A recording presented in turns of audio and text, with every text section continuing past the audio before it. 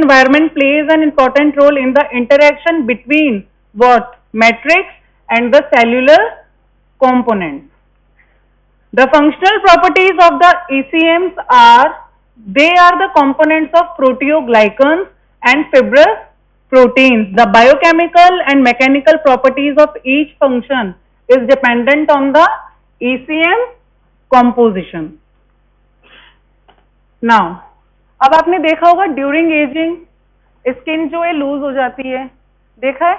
Okay, I just want to ask one question. Diabetic patients are more prone to cataract, why? ये तो सबने सुना होगा, जो भी डायबिटिक पेशेंट्स हैं कैटरैक्ट होने के चांसेस जो हैं उन्हें ज्यादा होते हैं. Bye sorbitol. सॉर्बिटॉल क्या करेगा? अक्यूमुलेशन होगा. कैसे? सॉर्बिटॉल आया कहां से? We will discuss later. ठीक है, तब तक आप लोग सोचो, इसका आंसर बाद में डिस्कस करेंगे. पहले हम बात करते हैं changes of ECM during ageing. The matrix metalloproteinase mediated degradation is enhanced, resulting thinning of the basement membrane. अब बेसमेंट मेम्ब्रेन थिन हो जाएगी तो ये क्या हो जाएगी? इलास्टिसिटी विल लूज, और स्किन कैसी हो जाएगी? Loose. The increased production of mitochondrial ROS. ROS is reactive oxygen species. A state of chronic inflammation occurs. The net effect of the destruction of the integrity of the elastin network and the inappropriate cross-linking induced by the reactive oxygen species, which is glycation and stiffening of the tissues. फिर क्या हो जाएगा? Further, it will result to the less elastic, rigid and weaker. ECM in the healing after injury. क्या role होता है ECM का after injury? The first response to the injury is vascular damage and formation of fibrin clot, causing monocystic infiltration to the damaged extracellular matrix. They differentiate into macrophages, resulting in the deposition of ECM and synthesis of the collagen bundles. So healing क्या हो जाएगी?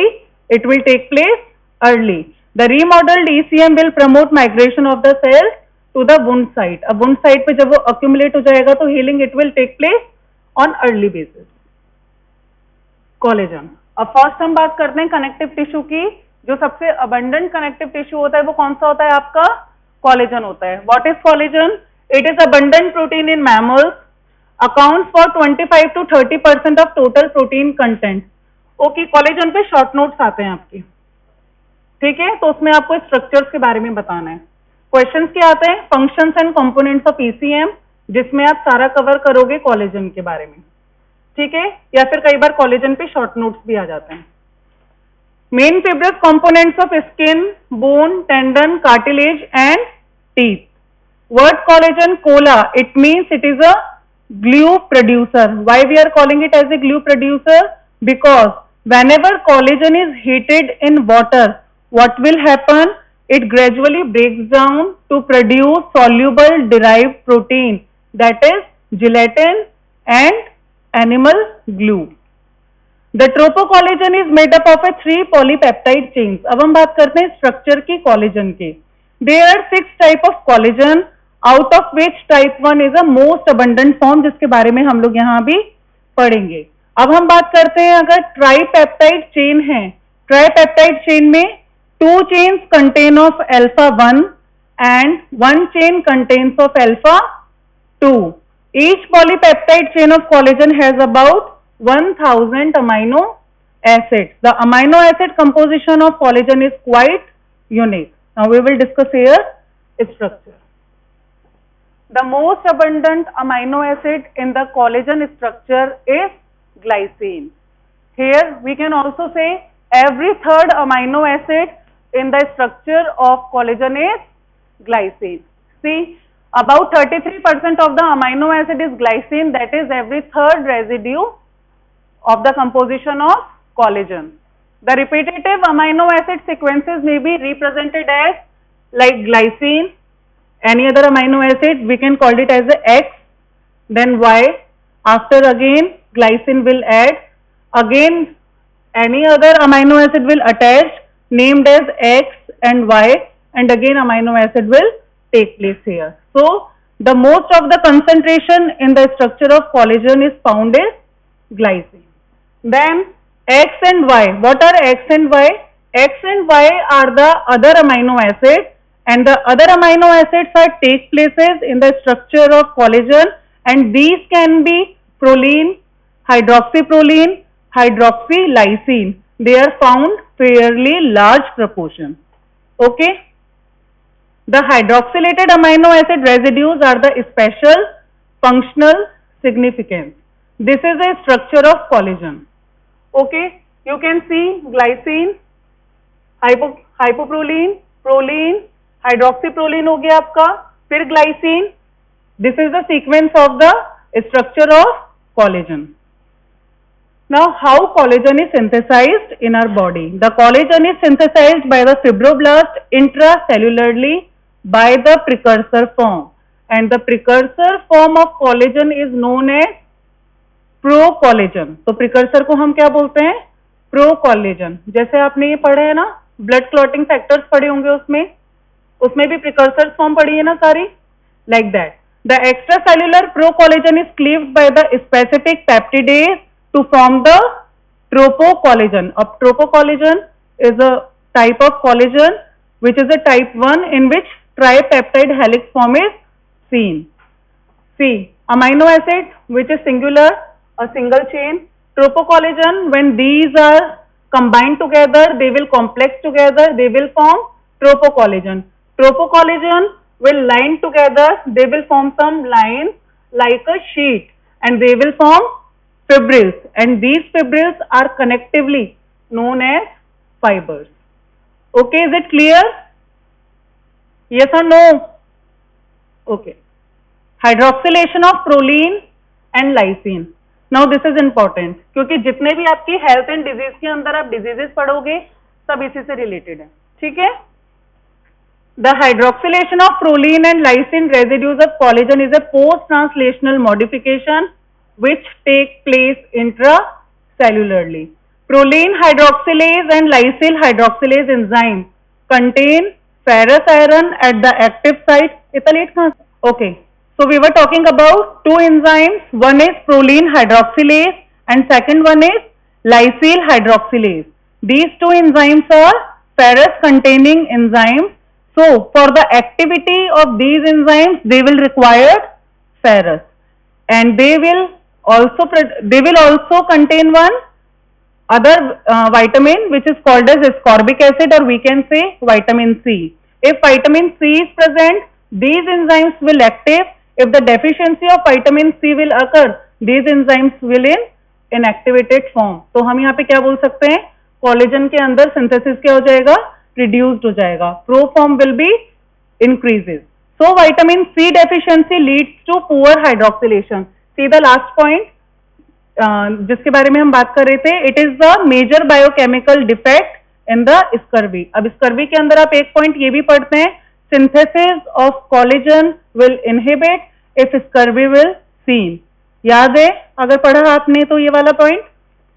अब देखो ये pro alpha chain है, यहाँ पर क्या है आपका जो लाइसिल रेजिड्यूज है ये यहाँ पर अटैच्ड हैं. ये क्या करेंगे, जो भी टर्मिनल पेप्टिडेज हैं ये इससे अटैच्ड होकर और मोर कॉम्प्लेक्स बनाकर इसे किसके अंदर कन्वर्ट कर रहे हैं, यहाँ पर प्रो कोलेजन फॉर्म के अंदर कर देते हैं. Pro collagen form is what? It is a precursor of collagen. When this terminal peptidase enzymes will removed from that site, then it will converted into collagen. And how the synthesis of collagen will occur? This is very simple. Okay, बहुत ही simple है. Now we will discuss the structure. Triple stranded helix. The collagen is a rod-like structure, like this. This is a structure of collagen. Each of three polypeptide chain is held in the helical conformation by winding around each other. The resulting superhelical cable is made manner 3.3 amino acid residues 1 turn and separated by 2.9 angstrom. ये रटने वाली चीज है, ये आपको देखना है. Very good, very good, very good.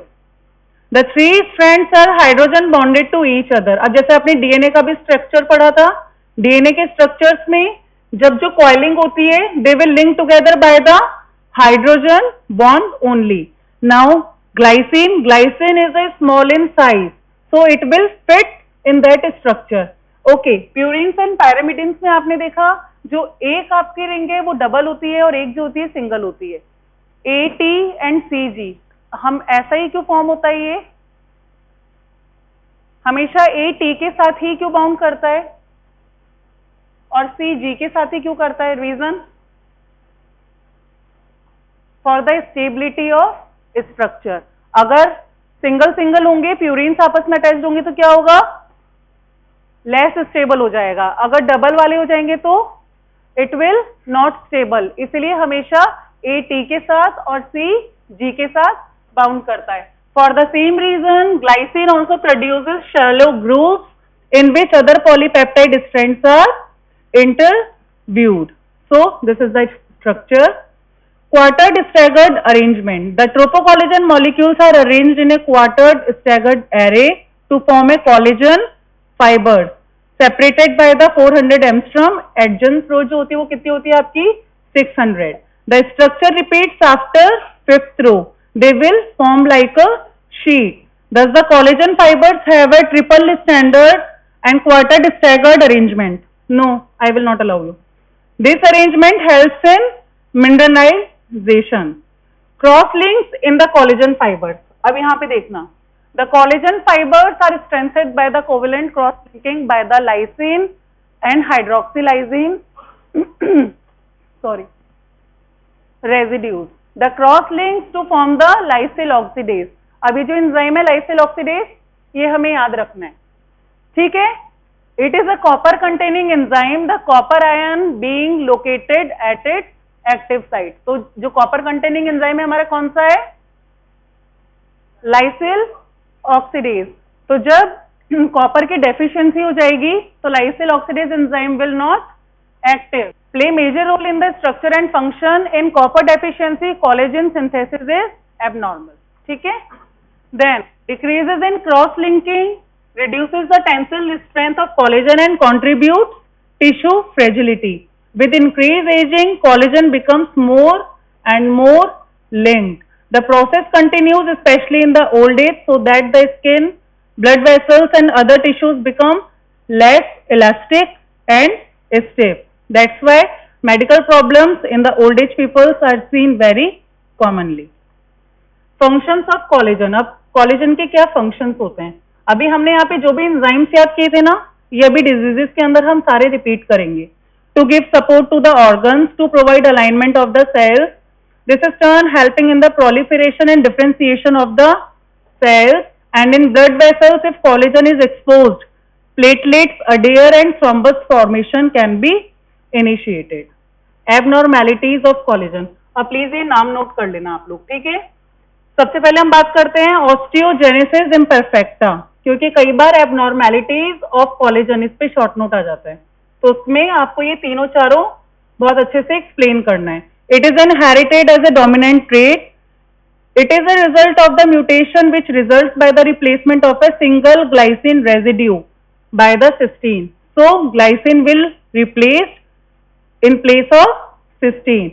This is chain disrupts the triple helix near the carboxy terminal and the polypeptide chain becomes excessively glycosylated and hydroxylated. ठीक है? हाइड्रोक्सिलेटेड होगी, मोर ग्लाइसेटेड होगी. समझ आया ऑस्टियोजेनेसिस इम्परफेक्टा में क्या हो रहा है? जो ग्लाइसिन रेजिड्यू है वो रिप्लेस हो जाएगा किससे? सिस्टीन से. When it will replace, what will happen? The triple helical structure will disrupt and it is more glycated and hydroxylated. This is all about the osteogenesis imperfecta.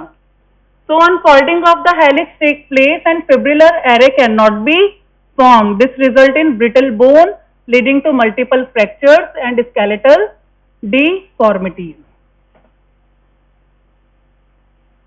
Now Ehlers-Danlos syndrome, इसमें क्या होता है? Defective collagen formation होगा.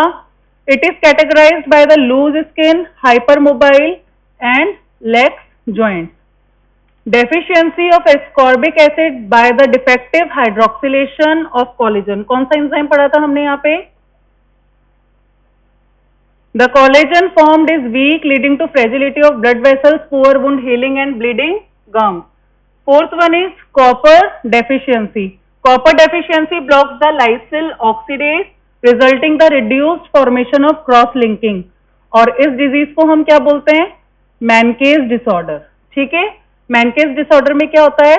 lysyl oxidase enzyme will not active because here the deficiency of copper is seen. The elastic nature of the elastin fibers are due to different cross links. Last one, Marfan's syndrome. It is inherited by the autosomal dominant manner, ectopia lentis, dislocation of the lens and hyperextension of joints are seen. This disease is produced by the defect in the gene coding connective tissue fibrillin 1. Okay, this is all about the defect from the collagen. अब हम बात करते हैं elastin की. नाम note कर लिए सबने डिसऑर्डर्स की ना? Elastin is a protein found in connective tissue and the major component of the elastic fibers. Elastic fibers are composed of a protein called elastin and glycoprotein framework. It will called as a fibrillin. यहाँ पे आपने देखा जो Marfan syndrome होता है ये किसके through हो रहा है? Connective tissue protein named as fibrillin 1. They are very stretchy and branch and joined to form a network. The elastic fibers can stretch and then resume their original length like a rubber. You all know, वापस अपनी original या फिर as specific form के अंदर वापस convert होता है. It will elastic. When you will leave it will come back to their original structure. Their high tensile strength they are found in the ligaments as well as in the walls of blood vessels, especially large vessels like aorta, skin and lungs.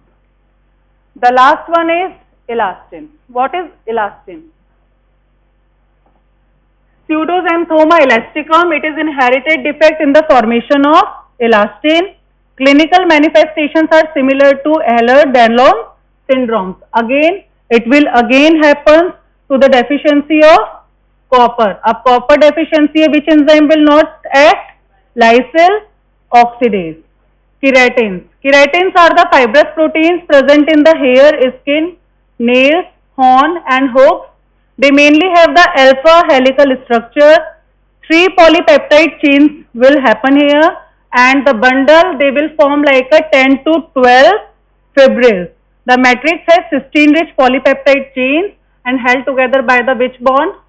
Disulfide bond. The more the number of the disulfide bond, the harder of the keratin is. Now we will discuss about some muscle. Muscles you already तुम लोगों ने पढ़ रखा है ना? Actin, myosin, इसलिए हम लोग जस्ट एक टच देखेंगे. उससे पहले चलो मुझे बताओ, मैंने क्वेश्चन पूछा था, जो लेट आए थे बच्चे वो बताएंगे. Diabetic patients are more prone to cataract. Why? Diabetic condition के अंदर क्या होता है? ठीक है, जो कॉन्सेंट्रेशन ऑफ ग्लूकोज जो होती है वो क्या होती है? ज्यादा होती है. रिडक्टेज एंजाइम विल एक्ट मोर. तो जो भी आपका मोनोसैकेराइड है वो किस में कन्वर्ट हो जाता है? आपका ग्लूकोज अल्कोहल के अंदर. लाइक ग्लूकोज किस में हो जाएगा? आपका सॉर्बिटॉल के अंदर. अब ये जो आपके पॉलीओल्स हैं ये क्या करते हैं? आपके अक्यूमुलेट हो जाएंगे, सब ट्रांसपेरेंट हो जाएंगे और ऐसे में कैटरैक्ट कंडीशंस के अंदर क्या होता है? लेंस जो होता है वो ओपेक हो जाता है. इसीलिए कहते हैं डायबिटिक कंडीशंस के अंदर ज्यादा ग्लूकोज की कॉन्सेंट्रेशन की वजह से patients are more prone to cataract. अब सबको क्लियर हो गया? ठीक है, ये मैं सबको पता है. एक बार जस्ट ओवरव्यू देख लेते हैं. आपको पता है आई बैंड होता है, एम बैंड होता है. ठीक है, एक्टिन्स होते हैं, मायोसिन्स होते हैं, मसल कॉन्ट्रैक्शंस होता है. सी ए बैंड के बीच में आपकी कौन सी लाइन होती है? एम लाइन होती है. जेड डिस्क होती है, एच जोन होता है. जब एक्टिन और मायोसिन मसल कॉन्ट्रैक्शन होते हैं तो एच बैंड क्या होता है? इट विल डिक्रीज एंड जब कॉन्ट्रैक्शन कंप्लीट हो जाता है they will enhance again. The thick filaments जो होते हैं वो आपके मायोसिन होते हैं और जेड लाइंस जो होती है वो 2 एक्टिन मॉलिक्यूल्स जो होते हैं एम प्रोटीन्स के साथ बाउंड रहती है. Like that sarcomere. ठीक है, जेड लाइन है, जेड लाइन के दोनों तरफ कौन सी है? आपकी आई बैंड्स हैं. अब जो इनके बीच का जोन है ये क्या होगा? H zone. ठीक है, अब जब मसल कॉन्ट्रैक्ट करेगी ये आपस में क्या हो जाएंगे, क्लोज हो जाएंगे। क्लोज हो जाएंगे, जो एच जोन है, जो इनके बीच का स्पेस है, ये क्या हो जाएगा, कम हो जाएगा। तो एच जोन जो है इट विल डिक्रीज। सेम चीज यहाँ पे एक्सप्लेन हो रही है। ये सब आप पढ़ चुके हैं, इसलिए मैं सिर्फ ओवरव्यू करवा रही हूँ यहाँ पे, ठीक है। फिर मायोसिन्स क्या होते हैं आपको पता है, एक्टिन क्या होता है आपको सबको पता है। बात करते हैं मस्कुलर कॉन्ट्रैक्शन की। Again same to the H band, इस तरह से मायोसिन जो होता है यहाँ पे कॉन्ट्रैक्ट करके अनदर प्रोटीन पर बाउंड करता है। This is the structure, like this muscle contraction will take place, ठीक है। अब हम बात करते हैं स्लाइडिंग फिलामेंट की। स्लाइडिंग फिलामेंट क्या होता है, चलो ये एक बार हम डिस्कस कर लेते हैं। Sliding filament is contraction begins, the stimulation of a motor neuron releases acetylcholine and it will dependent on the calcium. The calcium molecule is a shift to troponin and making site available for the myosin heads to the actin molecule, क्योंकि ये उसके head पे bind करता है। Once the myosin filament attaches to the actin, ATP releases the bond between two, acetylcholine esterase is released and it will digest the acetylcholine so that it may be recycled and used again for the contraction. Troponin, troponin क्या होता है आपका, it is a 3 different polypeptide chain structure out of which troponin C it binds calcium, troponin I binds to the actin and inhibits binding to the actin to myosin. अब जो आपका ये troponin I है, it is a good marker of heart, ठीक है। Whenever angina is seen, जब भी angina होता है पेशेंट को सबसे पहले क्या करते हैं, कार्डियक मार्कर जो होते हैं आपके बेसिकली 3, वो सबसे पहले हम देखते हैं, क्योंकि ट्रोपोनिन आई के लेवल्स आफ्टर एंजाइना और आफ्टर हार्ट अटैक सबसे पहले रेज्ड होते हैं, इसीलिए ये एक बहुत अच्छा कार्डियक मार्कर है। ट्रोपोनिन आई के अलावा और कौन से मार्कर्स होते हैं, CKMB, वेरी गुड, और